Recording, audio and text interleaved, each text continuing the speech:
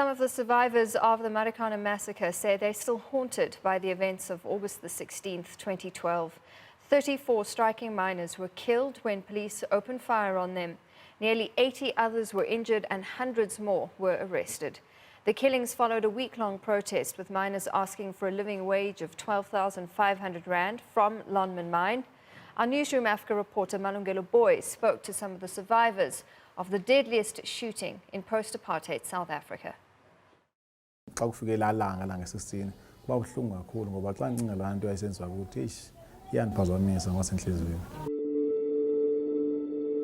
Lungisile Madwanzi is talking about this moment.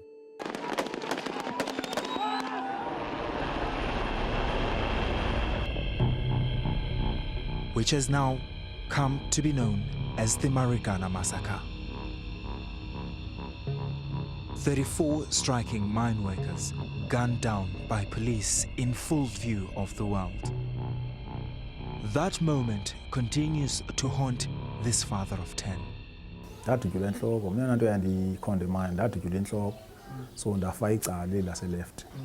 umlenze lona uyeza but kancane ngoba ke ndijima ndizimisele nami. Isebenzisana into emane ndizinikwa ke ngokwasesibhedlela ngoba samantu bakhona esibhedlela ngamaxesha athile. Yeah, ngendlela endeva ngayo kwezibhedlela emane ndisiwa kuzo noqhaka bendichekile. Lambumbulu yandibethayo imbumbulu ezibhamu zikhulu. For sure R5 or R1 into ezintsha ngoba yona 9 mm yandibethayo. Yeah. Kutheni kaphuma? Isizathu sowe ngaphumi andazi kodwa ngenxa into boqhaka emani hlangana nawo bathi xa benoyikhupha ngenkani kuphela kobomi bami yona ke isekhona isahlila apha enhloko zange bayithinte kuphela ngibona bayidraina ngoba ke sometimes xa ndiwesenze bakhona ipains le ngasemva le yeah. Despite the nightmares, the bullet in his head and the daily reminders, Mdwanzi says he bears no grudges. Ebunyanisweni uvula inhliziyo ndikhuphe into engaphakathi kum mina ndixolile mina senzo ndayamkela into enzeka kum urhulumente wayenza ngendlela into wayenza ngendlela oyenza ngakhona kodwa hayi sendixolile mina andinangxaki kakhulu. But he has one wish. Yakhala utata Ramaphosa keze ngaphaza uthi nathi kodwa before eze yaqala kwenziwe amalungiselelo oba ikhampani yazi lonto leyo neunion yazi lonto leyo then sixelele uba ngemini ethile uRamaphosa uzobeze apha ezothela nathi ngoba siyafuna ukuthi yanathi noba ke wayenza lanto le ngoba ke uyachaphazeleka lanto le ngoba nento email yayivela kwi-commission iyambandakanya yena ayangeza akazocela uxolo naso senzo kwelami icala ke mina ngizothela lami icala lami icala ndimazi komnye uzovela esithini. Less than a kilometer away, Zenzile Nxenye, who escaped unscathed, says he still can't explain how he survived. Andizazi uba ndasinda kanjani la mina.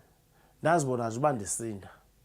Nesilamo lesinxibile sesinezigqobho zembumbulu sidutyulwa ngamapolisa.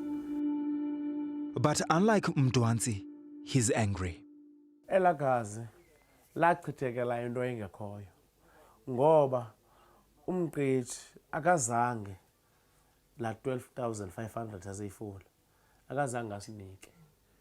Kuna namhlanje. Elagazi lachitheka mahala. Uchitheka lo mahala ngoba nabe belimele namhlanje asikaboni ukuthi ugovernment uyababhatala. Abantu agqibele ukubona ukubhatalwa kubo ngaba bantu bebebotshwe ngelamini ye16 kuphela. Futhi asikayilibali futhi sozilibaleke lanto le. For Newzroom Africa on Channel 405, I'm Malungelo Booi in Marikana. Oh, such a tragedy. All right, let's go back to Malungelo Booi, who's out in Marikana for us this morning. Malu, good morning to you. We know that there's a commemorative event planned for today. Just talk us through who's expected to speak at the event and what the plans are. That's right. In fact, we are at the Kopi. That's where the event actually will be held. And a marquee is already up already. And we're expecting the event to start at around 9 or 10. It's an official event that's normally held on this day, which is organized by AMCU, one of the major unions really here. And interestingly enough, Natasha, this event's come at a time when we've been hearing calls really from the community and also some of those who were involved in that day, some of the mine workers who survived that shooting, saying that this Kopi, this area, there should be a monument in remembrance and in honor of those who were killed by police fighting for a living wage. I just want to bring into the conversation one of the people, Natasha, who was involved in that fight in 2012. Utata Bly uvukile kwakusasa ndikubonile ufikile apha. Yintoni ekuzisa kule ndawo ekuseni kangaka tata? Ndicinga lami nesidutyulo sifuna imali singabethi mntu. Ngoba singabethi mntu sifuna imali kuphela.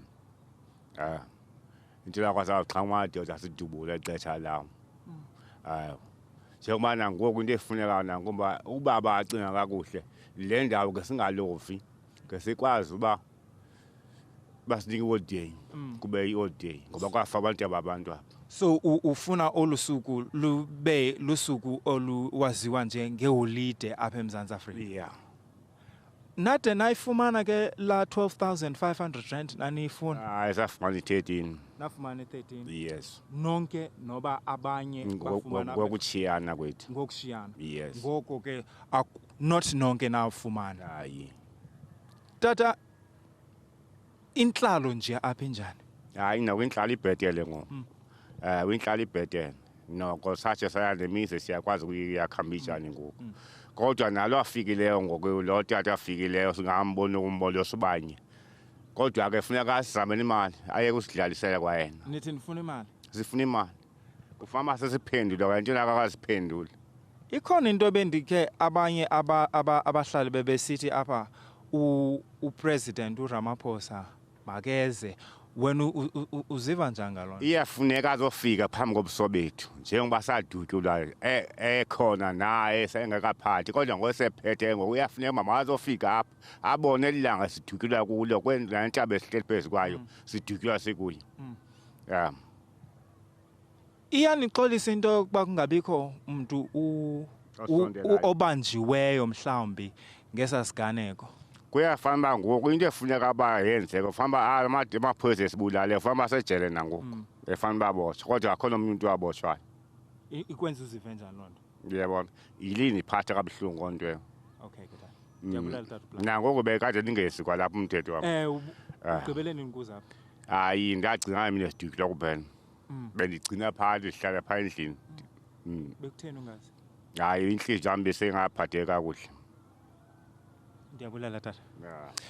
Okay, Natasha Tatu Bly Lo, he's one of the people who was here, really, one of the mine workers who was here on that day. And I just want to pick up on the point that he made last, where he says, for a while now, he had actually avoided coming here. This is the first time since that incident, you know, him coming actually to be here where the incident actually happened, saying that he avoided coming here altogether because of the pain and the trauma that he and some of his colleagues had suffered. But I asked him, though, also about the issue of the wage that they were fighting for on that day when they were killed. Some of them were killed by police. And he's saying that, well, some of them have been able to at least get improved payment, but not everyone else. And then I also asked him whether, you know, the fact that no one has been prosecuted for this, how does that make him in particular feel? Well, he says that really does not make him feel good, and what he wants to see is to see the police that were involved in that shooting, in fact, being prosecuted and sent to jail. He's also saying that he would want to see the president, Cyril Ramaphosa, to come here and talk to the people of this community and the miners, in fact, about that particular incident. Natasha? Malu, thank you very much for that. It's absolutely heartbreaking to hear the stories coming out of Marikana that our Malungelo Booi has been covering for us over the past few days.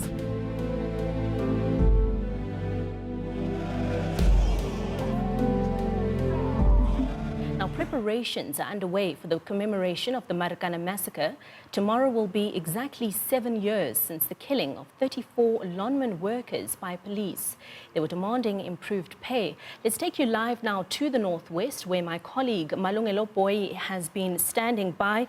A very good afternoon to you, Malungelo. And you know, the place where you're standing at, the Kopi, as it's known, is a very integral and important place when we speak about the Marikana Massacre. And just behind you, I see children playing peacefully, unaware of what may have taken place at that very spot 7 years ago. That's right, Lindy. In fact, I was thinking for a moment that if this copy would have to tell a story, what that story would be. And then I paused, and then the answer is that the story, it would be that of the Marikana Massacre, because it's a story that we've become known, really. This copy has sort of like become known for that, because it is here, Lindy, where mine workers in 2012, in August to be precise, at around this time, they'll be gathering here to discuss issues pertaining to their employment. And at the time when the Marikana Massacre happened, we know that the workers were demanding 12,500 rand. Well, on August the 16th, exactly on this spot, this is where police open fire and killing at least 34 of those striking miners. Well, as you can see, preparations are rightfully underway. There's a marquee that is already up, and we're expecting really hundreds of people from this community to come here and gather really and mourn, but also to remember their colleagues, their friends, their brothers who died fighting for a better pay. And of course, people in this community saying that they will be coming out, because that day, tomorrow, is quite important to them, because it is in this place which they describe it as really a sacred space, because this is where so many lives, Lindy, were lost. And they're saying that it is important for them to come here and honor their colleagues who were brutally killed by police. Absolutely. Malungelo Booi, I hear that you've spoken to some of the residents who say they will absolutely be taking part in those commemorations tomorrow. But have you also been able to maybe speak to some of those children that you saw playing just behind you to ask them whether or not they know about the Marikana Massacre and what it is that it means to them? Really, I mean, I just spoke to one boy, really. He didn't know much about it. All he's here to do is to play with his friends. In fact, this, Lindy, talks to one of the things that this community has long been asking for, saying that they would like to see this area, which to them is a sacred space. They want government to erect a monument with the names of all of those 34 workers who were killed by police here. They say that they want this place to be closed off, to be respected, so that not everyone can easily get access to. But also they're saying that they want, when people want to come and learn about the Marikana Massacre, they're able to get, you know, an understanding of what happened on days leading to the 16th of August, because we know that that shooting by the police of those 34 workers was the culmination, really, of many days when workers really were gathering here discussing the issue that was very important to them, which is an issue of pay. And in fact, Lindy, this commemoration also comes at a time where we know that also here the workers or the unions and the company Sibanyo, which has since taken over Lonman, they're currently locked in wage negotiations, because it is exactly at this time when, you know, in the mining sector, companies would discuss wage increases. And I was talking to some of the workers earlier, saying that it is so important that they come here in full force so that whoever is watching tomorrow can see and can hear the stories that what the workers were fighting for in 2012. That actually has not been fulfilled. But when you move around, Lindy, in this community, you can see the dire conditions that most people still live under, and they will tell you that they feel that this community has been forgotten. Yeah.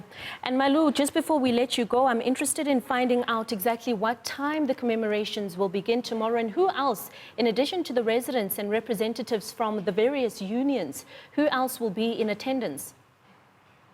It's quite interesting because I was asking some of the officials from AMCO who, over the years have been organizing the commemoration. And I was asking whether can we expect any surprises, on people that will come here. And they say that, well, we don't send out any private invitations to anyone. If people want to come and commemorate tomorrow, they're more than welcome to do so.